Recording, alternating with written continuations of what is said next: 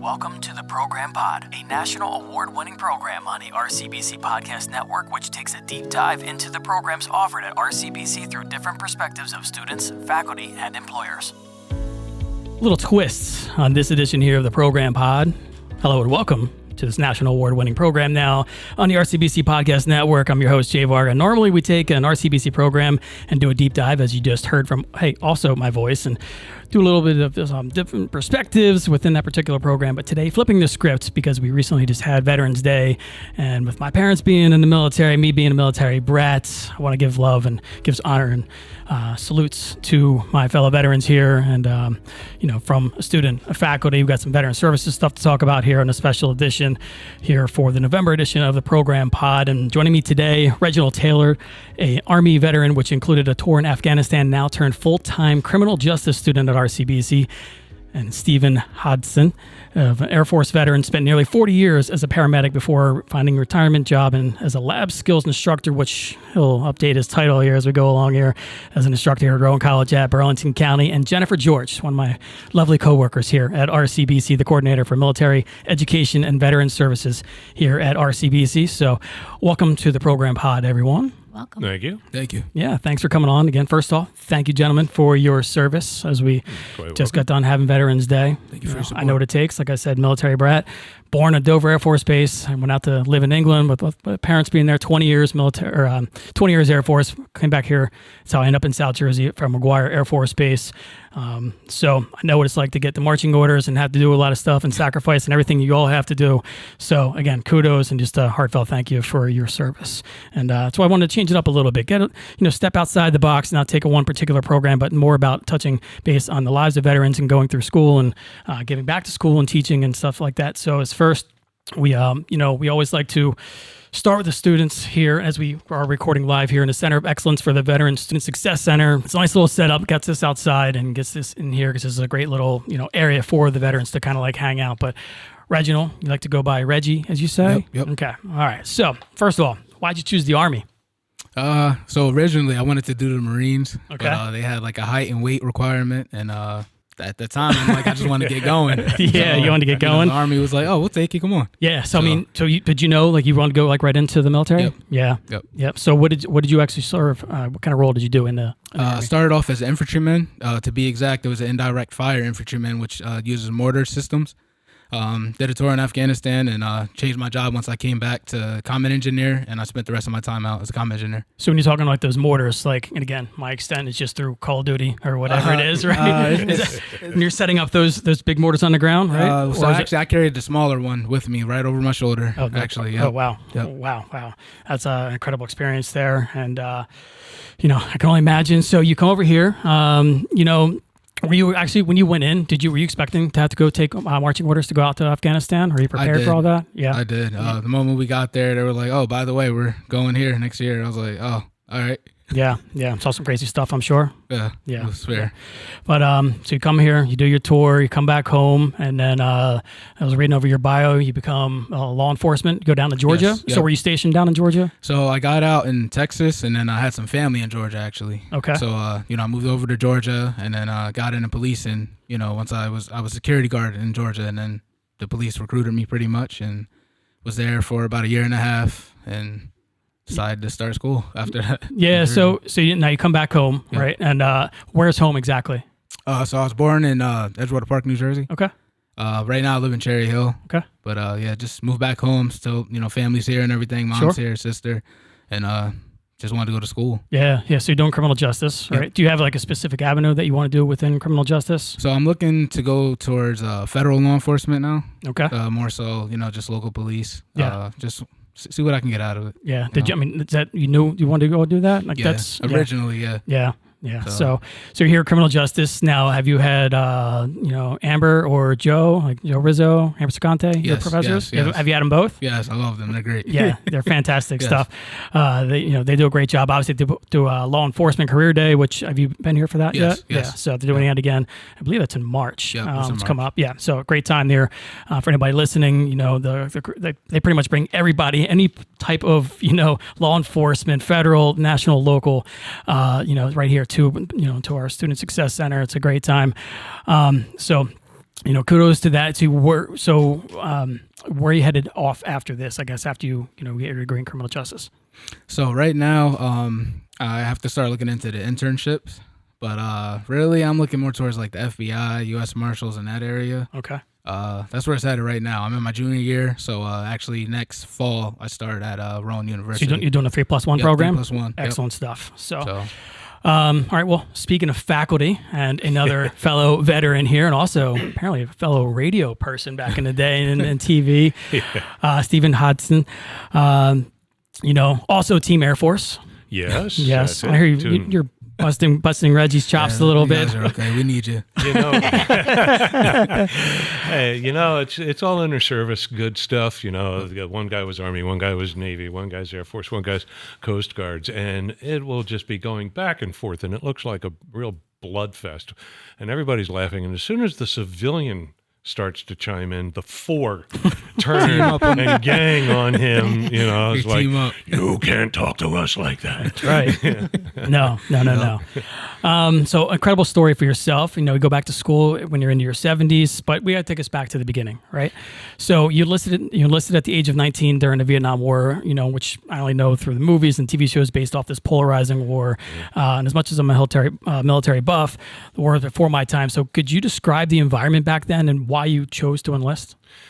Well, back then it was during the draft, and Vietnam was still going on pretty good. And it was enlist or wait to get drafted.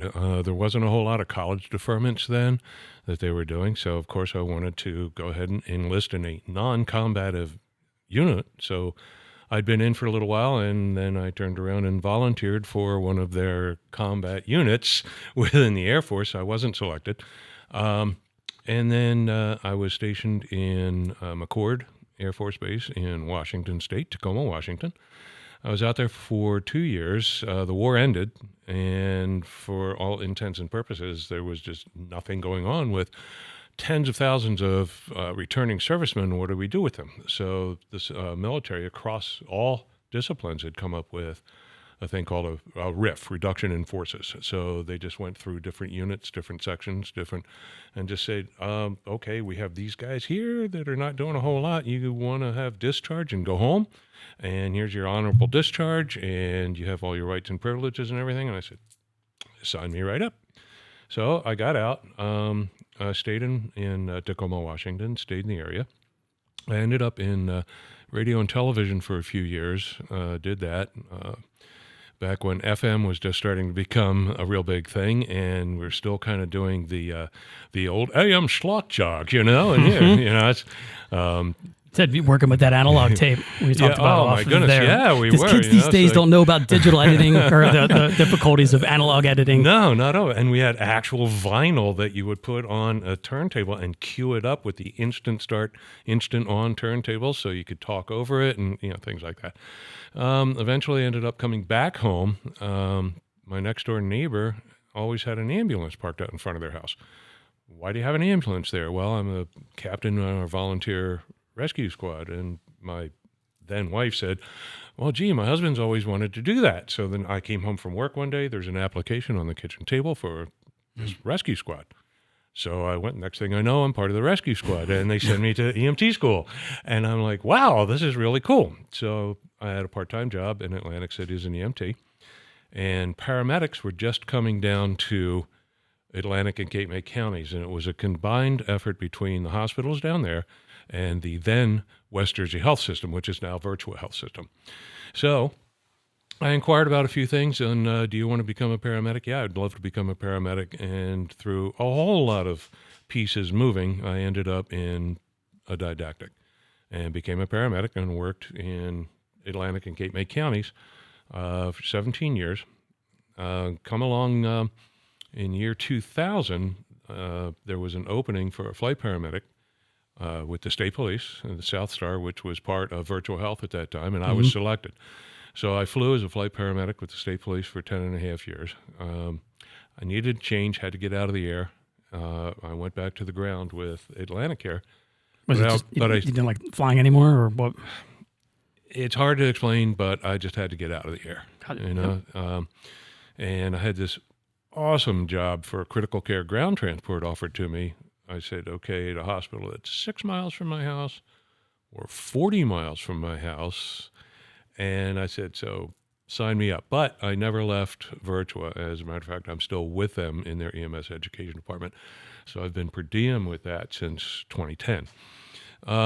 I did that for a while, and it turns around, my medical director says, hey, we're putting another helicopter up for Mid-Atlantic Medevac. I want you to fly with me. And I ended up back in the air for another for another 8 years. Just when you thought you were out, yeah. Yeah, right. Yeah, they pulled me back in. Yep. Exactly. I'd used that line for so many times. It came around. There were a lot of moving pieces with that. There were a lot of changes with our air medical program that I just didn't want to move forward with. And I went back to the ground for another 2.5 years. I had 39 years of paramedicine, and I'd been here, well, since 2016, I think, in the paramedic program as a per diem skills instructor.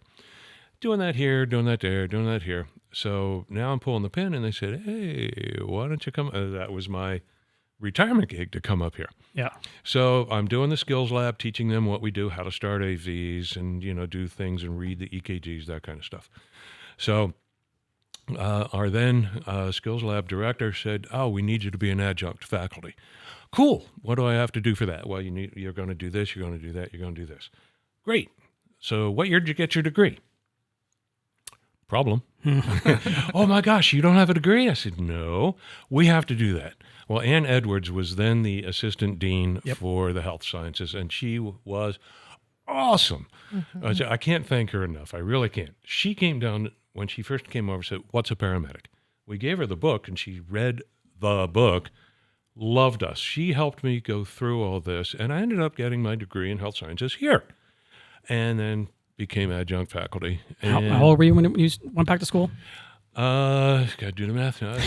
70. Yeah, that's impressive. Yeah, That's right. impressive. Right. So, and I remember, when I did the graduation thing and walked up to Dr. Ciosi when he hands me the pamphlet and everything, I said, never too old, are you? He goes, nope. I said, so that's pretty cool. Yep. And now, so now I'm doing that, adjunct. I just had one cohort. We're graduating next month. They were doing their capstone presentations for us today, and that's where I was this afternoon while they're doing their capstone. So now I'm still doing skills lab instruction, and now I follow 2 different cohorts through the semesters as they're doing their clinical internships. so what's everything that they're learning? Because we just opened up the application because I run a college website here. I know we just opened up the paramedic website. People can apply to it. I know there's some other steps, and they can just Google RCBC Paramedic Science and see the application and get all the details there. But kind of take us inside a little bit. Like, what are they learning in those courses? Okay, well, first they have to come in. They have to be an EMT. Yeah. And an EMT first, emergency medical technician. That gives them the basis in patient care, moving patients, things like that, taking vitals, recognizing sick, not sick. So when they come in with us, their first 2 semesters are all their book work, doing their didactic work and learning. They have to have anatomy and physiology 1 before they can even start into the paramedic program. So they can get that here, they can get that there, they can get that anywhere that's an accredited school and bring those credits in. Excuse me. So once we do that, and they're into the skills lab part of it, what they're doing now, they're going to learn how to do medication mathematics, med math. So I have to give, a certain dose, and it's a concentration, so they have to be able to convert milligrams and milliliters into kilograms, and this is not England, so everything's in pounds and ounces, so now they have to do that and learn how to do it quickly when you're on the job with a sick patient. So you learn how to do that. They learn how to give IVs. They learn how to give medications with, intramuscular shots. They learn how to read EKGs, what they mean, what the certain little squiggly lines that you see on TV on the machines, what those little beep beeps mean, and how to take care of patients with that. I don't know how good I'd be in that class with the math part. I'll pass. I feel bad for that patient almost in a way. I see my wife's got to do it all the time. She's she works at Virtua, so but for some reason she's terrible at other numbers. That stuff, yeah. You've got the calculator on your hip right now. Some are made by Apple, some are made by. Yeah. Are you doing a lot of math in your field there? I got statistics right now, and I should have went Air Oh, Force God again. love you, brother. Well, kudos. I mean, it's a nice, genuine story. And again, the fact that you got to go back and go to school, when you're 70 and you're still teaching on here. And are the students teaching you anything? They do. They all bring something in. We have students from literally all over the state. We have students that are sponsored by the Hackensack Meridian Health System. We have a total of 5 students that are being sponsored by St. Clair's, way the heck up north. Of course, Virtua. And we have some from Capital Health. So there's like 4 or 5 areas. I know our health science is way up there. And, Yeah. it's one of our top programs here at the college. And but it's help people like yourself that's helping to keep that program, rocking and rolling. One of the biggest advantages that we have over the other programs that are in the state, now there's 6 paramedic programs in New Jersey, and 5 of them are degree programs. Of course, we are here a degree program also. But the one thing where we differ is the didactic for our students is all done online. The other colleges, the other schools, they have to do in class. Most of them are 2 full days a week and some Saturdays in person. They only have to do in their first semester 1 full day a week here. Then going forward for the next 6 semesters, it's only 4 hours a day physically in class. So they're spread out from all over. So, 1 day a week, 2 of our, right now, 3 are driving 2 hours each way just to come here for their 4 hours. It's an 8-hour day for them. Yeah. But all their heavy lifting is done online. And then when they start to do their clinical internships, they're doing it at their sponsored hospitals where they live. Okay. Gotcha. Well, I'm going to bring in Jennifer. I haven't heard your voice in a little while since the beginning of this show, but obviously you're a valuable asset here to our veterans here on campus. And again, Jennifer George, our coordinator for military education and veteran services here at RCBC. So a little bit about yourself, your background, how you got here, and what you actually do here. Well, I just reached my 20-year anniversary here. You get this little fancy button. Yeah. You get a little fancy button and welcome back coming up. Yeah. And I started at over in Pemberton, and I started in the registration department. I worked in registration, I think, 2 years before I went over to the base. And then I had off-site campus over there, which I really enjoyed. I enjoyed working with the military, working with the veterans. It just being somebody that grew up outside of base, and I'm sure you know how that is. Mm-hmm. I've always been around different, diverse populations, and I really like that. Yeah. I really like meeting people from all over. Yeah, it's that's I think what made me be myself. I'm living on base and always being part of because everyone's they get stationed from all over the country, right? So Yeah. different diversities, different background, right? I mean, Reggie, right? Yeah, you meet everybody. Yeah. It's very diverse. Are you still close to a lot of people that Yes, through Facebook, Instagram. Yeah. I reach out to them whenever I can. Are you guys all spread out? Yeah. Yeah. Just all over the country, yeah. Nice. I love seeing that's a cohort of your own right Yeah. there. You know what I mean? And a brotherhood like no other. I'm kind of getting goosebumps, kind of about it. But Jennifer, we're here again at the Center of Excellence for the Veterans. For the Veteran Student Success, the Veteran Center, shortly termed here inside the Student Success Center on the first floor where the veterans get to hang out. There's some resources. It's a nice little chill lobby. But what are some services that, some veterans can kind of look into here at RCBC? I know there's a lot of avenues to take and, GI benefits and other things that you can elaborate on. Yeah, that's basically what I spend a lot of my time doing is certifying students who are using benefits. So they can come in, ask me questions. I get questions from advisors here, different things. If it's short terms, what's considered full time, what's the regulations for the GI Bill. I deal with Chapter 35 students too. That's students who have somebody in their family or a sponsor who is 100% disabled. And unfortunately, I've been seeing that number grow crazy over the last couple of months. But basically, I'm here to help students. I can register students. I can advise a little whatever they kind of need. I got a lot of it from being over at the base where I was a one-stop shop, Sure. where I can bring somebody in from filling out their application all the way to graduation. Yeah, because I think that's part of the hardest process is not knowing the paperwork to fill out and doing all that heavy lifting. How was your experience for that, Reggie? Did you? Great. I always call her mom. Like, Yeah. Seriously. Like, it's great. Well, you're not passing it along too, right? You said you're a peer mentor, right? Yeah. Yeah. So are you working with other veteran students or just students in general? Everything. Just like veteran students, but I never, I don't just do veterans. Like anybody else that wants to talk, I'm not gonna, help out just because they're not vets. So yeah, I mean, and it's kind of overwhelming because I know when I first went to school, it's like, again, my parents being military, they wanted me to be the first grandkid to graduate college, right? I guess where they wanted to show off to their parents and be like, we had the first grandkid. But when we got there, they didn't know anything like what classes to fill out. When I was going full time, I was going 12 credits. I thought that was full time. Yeah. And then sooner or later, I'm like, wait a minute, I'm a whole semester behind now. Right. Yeah. And then I end up having to I just took a semester off before I ended up going to Rowan and stuff. But, and I never utilized resources like yourselves there. And I think it's very valuable for students, especially veterans too, because there's those added benefits to help, pay for school. Yeah. And now I see, we offer 26, VA approved programs that in high demand fields like IT, healthcare, manufacturing, supply chain management, and business.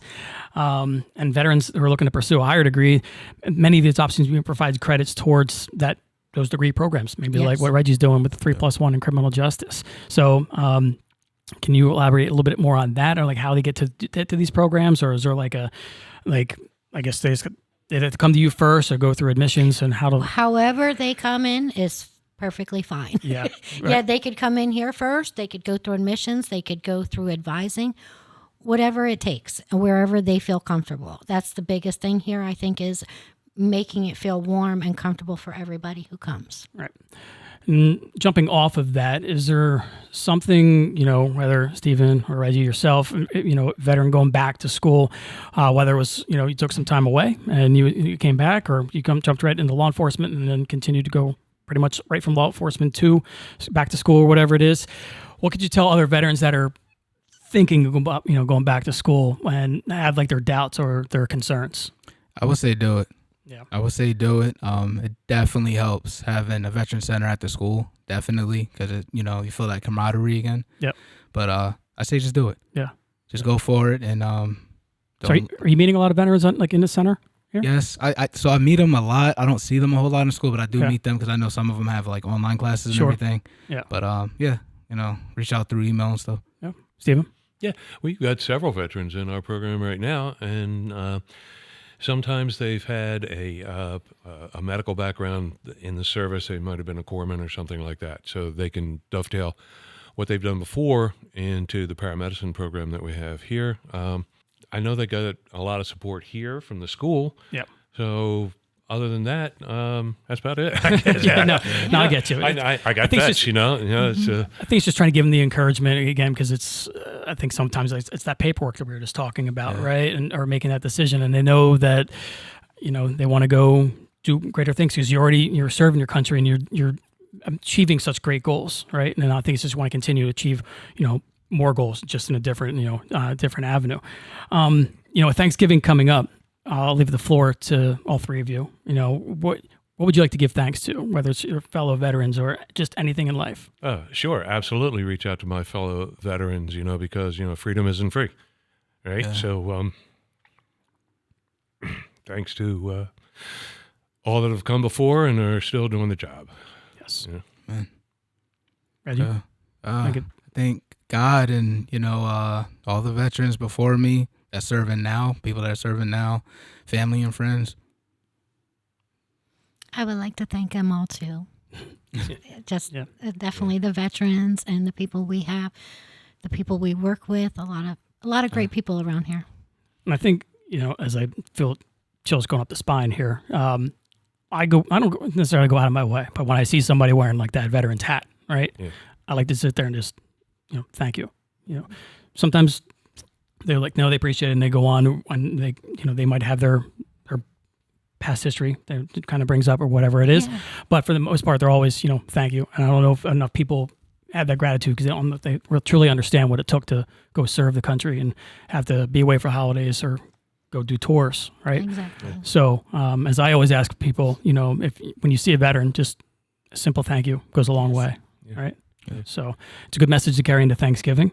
But I want to thank you guys for all, coming on the show and sharing your background, your little stories, and some experiences here through RCBC and coming on this program. Is there anything that I left out you want to mention or say at all? Like I said, too, we always try to make people feel welcome. So if you're somebody that we have students all the time that didn't even think they would end up going to college. So if you can come into this environment and you feel like you're connected and people are got the same ideas that you do, it definitely helps. Yep. Yeah, And this is a great thing for them. Yeah. I agree to that. Yeah, and they're not in it by themselves, like you said. Reggie's here, and you have that cohort, you have your friends, and it's, I love the vibe, and I love this. This veteran center here. It's a nice lounge. It's expanding. I like to, it's a little camaraderie. You had a lot of people in here earlier too. Another speech because do you do that a lot too, Jennifer? Like there was a guy doing here some veteran doing some mental health stuff. Yeah. Mm-hmm. Yeah. Not too often. We could probably use it a little bit more than we always could. Yeah, we always could. Definitely. But those are the types of services I think that also go a long way, and then we have to offer too, and trying to get the word out there too. So for all our veterans. Yeah. So. The one thing I have on my side in my class with my vets, they tend to be a little bit older than some of my students, and they bring a type of maturity already into the classroom, and that sometimes tends to become contagious to some of the younger students that haven't served yet. Like late 20s, early 30s for the veterans, and then we have some students there that are in the very early 20s. They haven't had all those life experiences that the veterans have had. So when we team them up, when we pair them up, and we get to know dynamics pretty quickly. And, we shouldn't put those two guys together, Sure. And we definitely need to put those two together over there, that kind of thing. And, so we have somebody that's had some more life experiences. So when we put them into the lifelike scenarios that they do, we can see more of a leadership role coming up. So, I know that guy. He's got a little bit of a history there because I can see where he's taking charge. So you can definitely see the experience that they've received in their life coming through in the schooling here. That's great to know. Great to see. Well, again, just want to thank you all for coming on the program here, and for Reginald, Stephen too. Heartfelt salute to you, and thank you for your services. Good luck doing. If you're going to the FBI, you guys are a little busy with some stuff going on in this world right now. So you're entering a crazy world right now. So good luck with all of that. But and make sure you tell Dr. Scante or Dr. Rizzo. Tell them Jay said them. I got you. I used to. I was right across the hall. We had the radio station. Okay. In their offices, they're loud. They are. I'm trying to be on the air, and they're doing. They're screaming about everything else. But they're awesome people in criminal justice. So again, Jennifer, and again, thank you for doing what you do and helping our veterans here on an everyday basis. So if anybody has any questions, for what military and veteran services RCBC has to offer, can please visit Jennifer here at the Veteran Center inside the Student Success Center, or log on to rcbc.edu/vets. And if you're a veteran listening to the show, happy belated Veterans Day, but really, thank you for your service every single day. I'm Jay Varga, and on the next program, we'll speak with some student speakers for the 2025 winter commencement and take you behind the scenes for that special day. So make sure to subscribe wherever it is that you get your podcast, and don't want to have to miss a show, right? Is that what they say? Do all the radio bits. But again, have a safe and wonderful Thanksgiving, and everybody here, thank you so much. You. You're welcome.